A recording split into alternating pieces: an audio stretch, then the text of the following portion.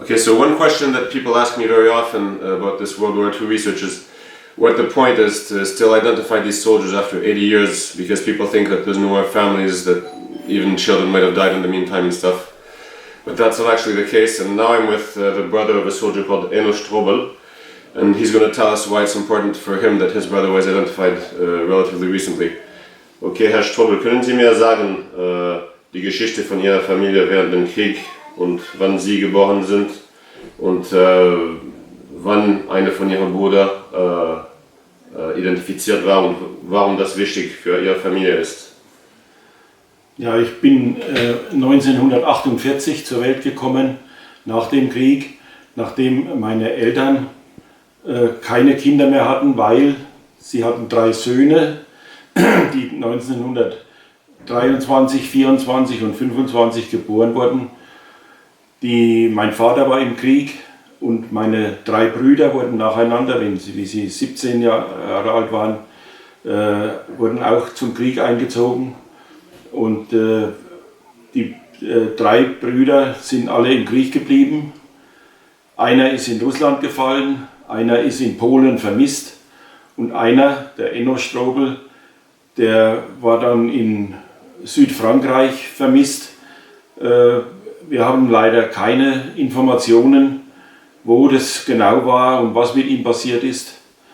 Und seit 2012 im Jahr 2012 hat dann Jean-loup mit mir Kontakt aufgenommen und wollte wissen, ob ich Informationen zu meinem Bruder habe.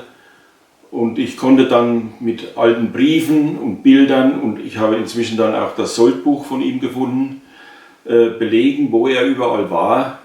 Und dann hat mir Jean-loup gezeigt, wo das Grab ist. Das war in Dagneux, in einem Soldatenfriedhof.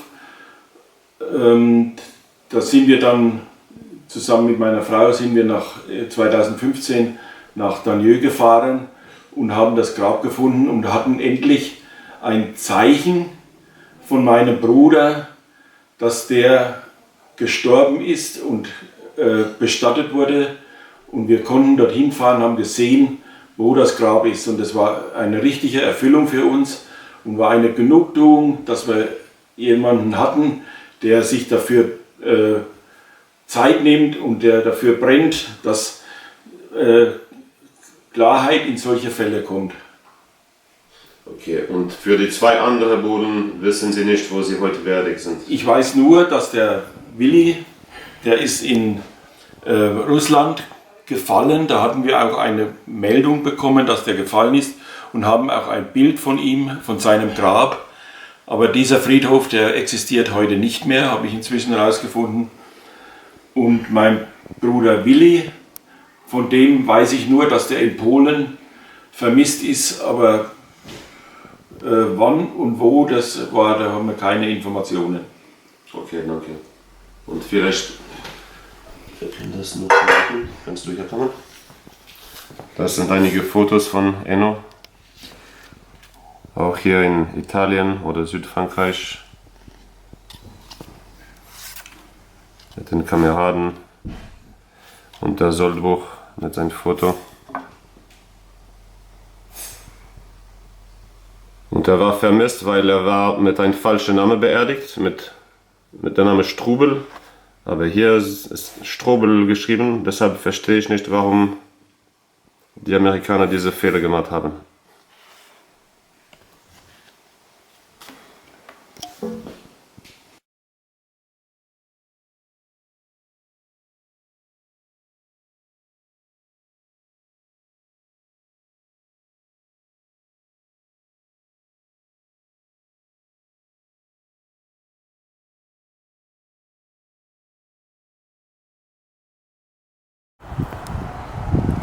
So here we are in the cemetery, and let's look in details what's actually written on each gravestone. And you can see that what it says is a person's name, his rank, his date of birth, and his date of death. It's not like in American or Commonwealth cemeteries where you have the unit, and then on the other hand they don't always have the date of birth. For the German army, the date of birth was something very important, because that's how they classified their archives. You would have the guy's name and his date of birth. There wasn't a serial number and stuff like that. So see here, this guy, for example, was born in 1926. Now, I was going through the cemetery, and then I noticed this here, see? This guy here, his name is Eno Strubel, and there's no date of birth. So I wondered, what does that mean? And then I understood what it means. It means that the Germans don't actually know who's buried in this grave here, see? They were given a body, told this body is Eno Strubel, died on September 12th, 1944.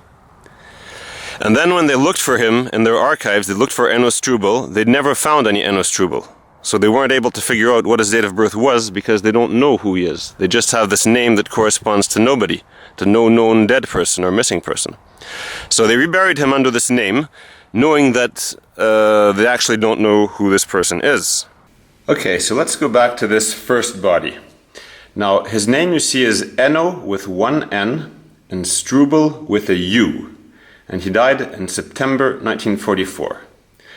And what I didn't tell you guys as we were doing the cemetery tour is that I have all the Red Cross lists of missing soldiers, of German soldiers in southern France, and I pretty much know them off by heart because I've had them for years.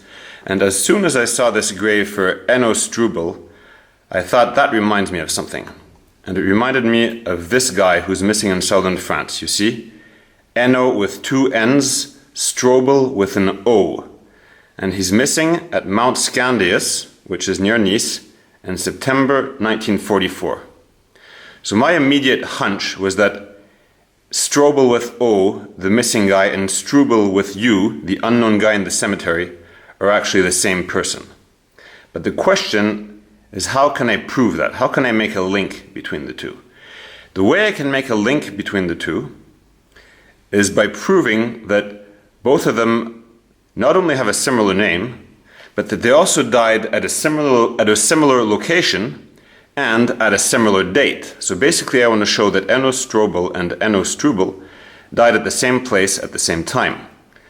So to start that process, let's try to figure out where Strubel with U was actually buried before being handed over to the German cemetery at Dagneux. And the way I can do that is I look at all the guys who are buried in the graves right beside him. So this is Strubel, and he's buried with these other guys on his right and left. And where did all these guys get buried?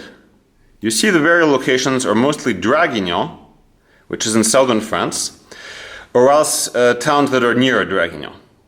So from this information, I suspect that Strubel, the unknown soldier in the cemetery, was buried at Draguignan. And before going further, I have to tell you what Draguignan is, because it's not just any place. Draguignan is a town in southern France, near Nice and Cannes, and it was very near the invasion beaches when the Allies landed in southern France on August 15th, 1944. And just a couple of days after the landing, they had already liberated Draguignan, and they set up several field hospitals in Draguignan. And when you set up field hospitals, of course, lots of soldiers die in them, so then you also have to have a cemetery. So the Americans also set up a major cemetery in Draguignan, and that cemetery still exists today. It's the Draguignan American Cemetery. And in these American cemeteries, you had troops from the graves registration companies. So these were US Army troops who were specially trained for identifying the dead, digging graves, organizing cemeteries. And they did their work very, very carefully. Here you can see that they're going through dead bodies to find identification tags, papers, and things like that. And if there was nothing to identify the bodies, then these graves registration guys, they would actually take fingerprints and take tooth charts, which was really the best possible standards that existed during World War II. At that time, there was no DNA. So they really made a really big effort to identify the dead with all the means that existed and that were known at the time. And what a lot of people don't realize is that these American soldiers, they didn't just bury American bodies. They buried all the bodies from the area, basically. So they buried English troops, they buried Canadian troops, they buried Italians, and they buried Germans. And here they are preparing a bunch of Germans to be buried in Draguignan Cemetery. And for the Germans, for their enemies, they were just as careful as for US troops. If the guys had no ID tags, then they would also take fingerprints and tooth charts. And here you can see there's a dead German body, and the guys from the graves registrations, see, they're taking his fingerprints. And even the German army didn't do that with its own dead. And actually it was a waste of time for the Americans to do this, because even if the body was fingerprinted, to identify the body you need something to compare it with. You need a database of fingerprints, and the Germans didn't have that. So all these fingerprints were taken for nothing. And if fingerprints were impossible, like in this case here, it says the fingerprints impossible, skin off of hands. So this body is decomposing. So on the side here where the fingerprints are supposed to be, well, they didn't put anything because they can't take them. But instead they took a tooth chart. So all this is just to say that the Americans are doing a really, really great job in these war cemeteries that they organized. Now let's get back to Eno Strubel with a U. So from my little research, I think he was probably buried in Draguignan, but I need to confirm that.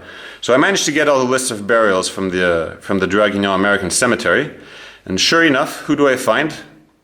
Eno Strubel with a U. So now I have it confirmed that he was buried by US troops at Draguignan Cemetery in southern France. What you can see on this burial sheet of the US Army is that they have a column for the soldier's name, and then they have a column for the soldier's serial number, because in the US Army every soldier had a unique serial number. And with these Germans it was very problematic for the Americans, because the Germans did not have a unique serial number. What they had was an identification tag with a unit number and then a code within the unit. And I mentioned this in another video of mine about German identification tags called What's Your Name, Soldier? So if you don't understand how German identification tags work, watch that video and then you'll understand exactly what I'm talking about. So the problem here, you see, is that this Eno Strubel, he apparently did not have an identification tag when his body came in. So the Americans just wrote unknown and unknown here. And what the Germans would usually have done is they would have written the date of birth. See? But the Americans didn't use that as something for identification, so they also wrote down no date of birth. So the consequences of that is that you just have a name and no other information. And that poses two problems. The first problem is, imagine it's a very common name like John Smith. So if you have a John Smith buried with no date of birth and no serial number, then basically you have no clue who he is, because there's lots of John Smiths. And the other problem is, what if there's a typo when they write down the name, if they make a mistake? Then how are you going to find the guy? Because you have no redundant information, no secondary information to figure out that a mistake occurred. And lots of mistakes occurred. Just on this sheet right here, this guy whose name is Werner, they wrote an M instead of an N. And this guy whose name is Bernhard, it ended just with a D, they wrote DT. So the Americans made lots of typos. And even with the American names, if you look at the other sheets, there's English sounding names, whatever, there's lots and lots of mistakes. So it's important not just to rely on the name, but also to have some kind of secondary identification information. And for these Germans, sometimes there wasn't, and for Eno Strubel there wasn't. And that's a problem. Anyways, now we've figured out, we were looking for two things. We're trying to show that Strobel with an O and Strobel with a U, died at the same place and at the same time. Now we know that Strobel with an O is missing at Mount Scandius near Nice in September 1944. And we know that Strobel with a U is buried in Draguignan, which is in the vicinity of Mount Scandius. So the location matches. Now what about the date of death? We already know that both of them died in September, but could we be more precise? Eno Strobel disappeared at Mount Scandius in September 1944. Okay, well that's interesting, because I know that at Mount Scandius, the only known fighting that happened exactly there happened on September 11th, 1944. And actually we know specifically what happened, because an American who was involved wrote and detailed what happened. And basically a little American patrol went to Mount Scandius, was ambushed by the Germans, 2 men were killed. And the medic went forward to help the wounded Americans or killed Americans. And the Germans let him go back to his lines because he was a medic. And for some reason, they let a German soldier go back with him. And as soon as they got back to the American lines, the Americans shot at the German soldier and they wounded him.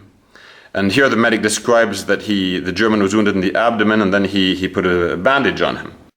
All this shows that if Strobel with an O is missing at Mount Scandius, he's probably missing on September 11th, 1944. And this could actually very well be him who was wounded in this exact action, because this wasn't Stalingrad where millions of people were dying. This was in southern France. There was just little skirmishes, a couple of prisoners, a couple of killed, stuff like that. And chances are very high that this German, since he was wounded and captured, could very well be Eno Strobel. So let's summarize the information. We have Strobel with an O missing at Mount Scandius, probably on September 11th, 1944. And then Strobel with a U, buried on September 12th, 1944 in Draguignan. And if we imagine that Eno Strobel was that wounded soldier, then what would the Americans have done? Of course, they would have sent him to the hospital in Draguignan. So basically, this information matches extremely well, and I'm convinced that both guys are the same, that Strobel and Strobel are one single person, and that there's just a typo when his name was written. So to confirm this, I contacted the German authorities and sent them all my information. And they have the Eno Strobel with an O's file, so the missing guy. And the file confirms what I suspected, you see. He's missing in Mount Scandius on September 11th, the date that I had guessed, thanks to the historical information I have. Okay, so now we know that both Strobels died in a similar place at a similar date, and the German authorities looked at that and they decided, they said, you're correct, these people are the same, so we consider him officially identified. Eno Strobel with a U is actually Eno Strobel with an O. It's just a problem of how the name was written at the time. This here is the email I received that confirmed that the guy is now officially identified and that they're going to write his full name onto the grave. And I also contacted Eno Strobel's family members, and this is what I found out. So Eno Strobel was from a family of 3 brothers, and all 3 of the brothers were killed during World War II. And then after the war, a 4th brother was born, and he's still alive today, and he's the one I'm in contact with. And he showed me that actually after the war, the family received Eno Strobel's personal papers from the US Army. See, it says returning funds of a prisoner of war, and they also specify the prisoner is deceased. So the family never knew what happened to Strobel's body, but ironically, they actually received his personal documents from the US Army. So I guess nobody connected the dots at the time. Nobody understood that if the US Army was sending back Strobel's documents, it means that he must have died and be buried in a US Army cemetery. So they could have, looked over lists and stuff, but I guess at the time it just wasn't possible to do all that. A lot of this information that I'm showing you was classified for years and years, of course. And one of the documents the family received back is Eno Strobel's paybook. And this is very neat because it helps you understand how the Americans could have made a mistake when they wrote down his name on the Draguignan list. The first mistake they made is that they wrote Strobel instead of Strobel.